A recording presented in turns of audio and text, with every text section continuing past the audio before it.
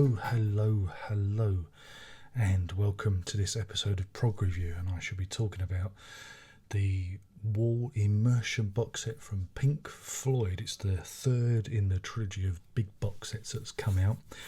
And, well, let's dive right into what I think of the set. Well, we can start off with what's wrong with the set. There's no 5.1 surround sound mix, which is a great mistake considering that the other two box sets, Dark Side of the Moon, Wish You Were Here, both featured surround sound, various surround sound mixes. So that's a real missed opportunity and a bit of a shame, really. They didn't bother to include the actual movie in the box set again. You know, when you think of The Wall, I often think of the actual Alan Parker movie as well, and they could have included it in the set.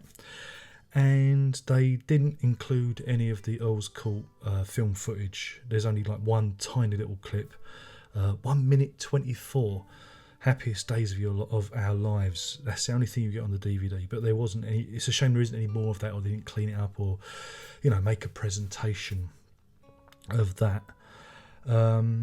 Also, another thing that's wrong with the set, duplication. They include a remastered version of Is There Anybody Out There? The Wall Live 90 to 80 to 81. Okay, it's been on the market for like 10 years, 12 years, or whatever it's been, but it's two discs that they could have they could have used it to include the film or something else. So that's what's wrong with the set. What's right with it, Darren? Well, you get the album. That's good. I mean, yeah, it's the 2011 remaster. Everyone's going to say, is it the best? Yeah, it's the best version.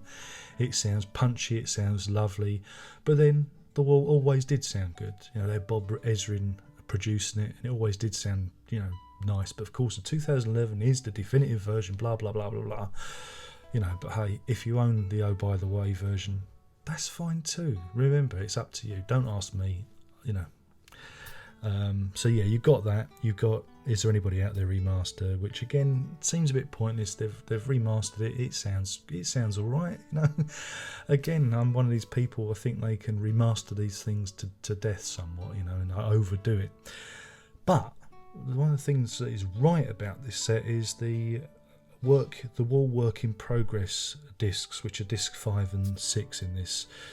You get a number of Roger Waters' original demos, but these aren't presented in their whole version. This is a shame. You only get like edited highlights of the songs. You only get like a minute or so of the song. You don't get the full like demo edition.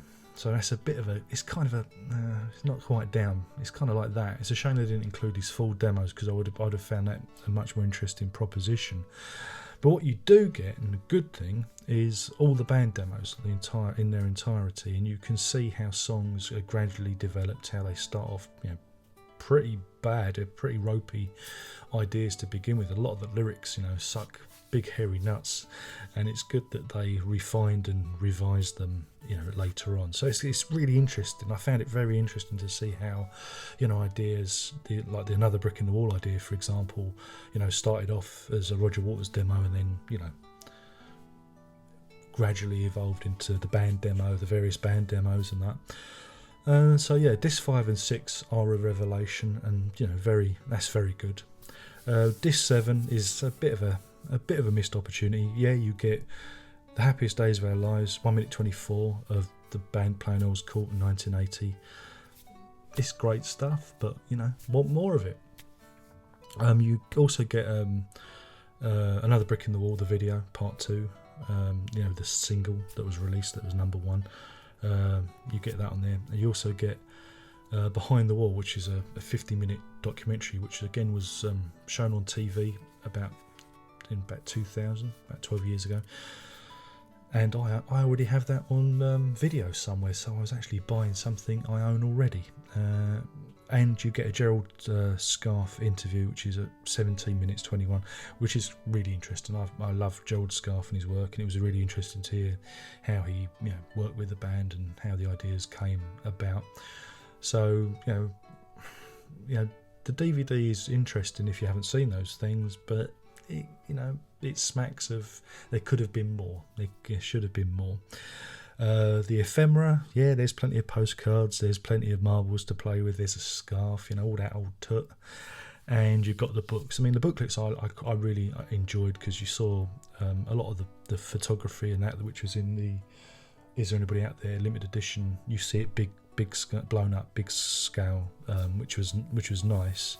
But again, there's a lot of duplication. If you've got Is There Anybody Out There, you really don't need to buy this, because all those pictures are reduplicated. So, I feel like I'm running the set down.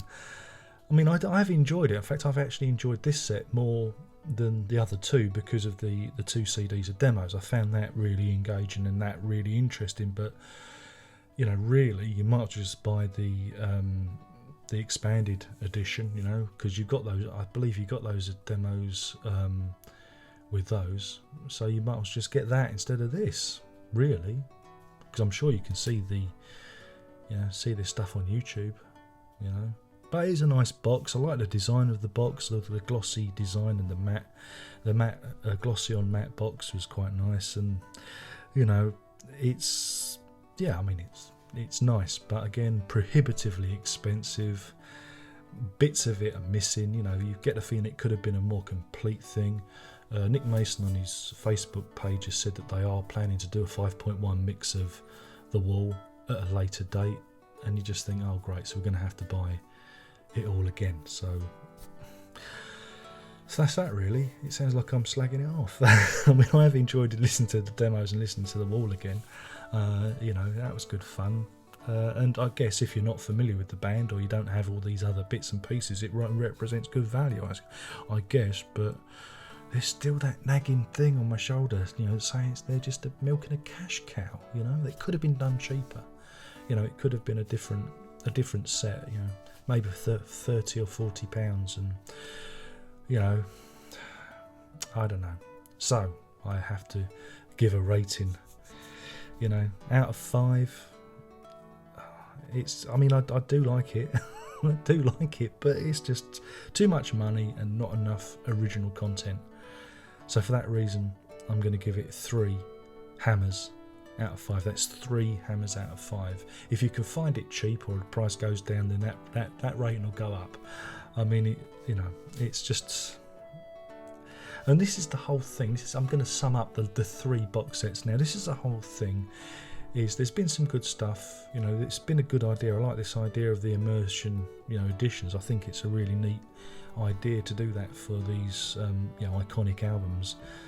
But they've just got to be more special. They're not special enough. The content, it's all about the music at the end of the day, and I think they've concentrated too much on all the bloody tat and all the scarves and marbles and that, and not concentrated on actual content.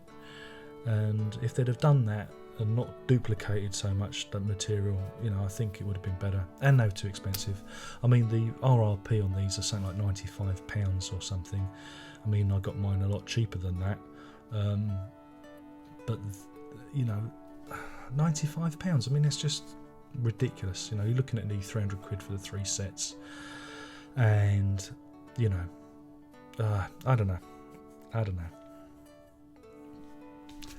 Good and bad.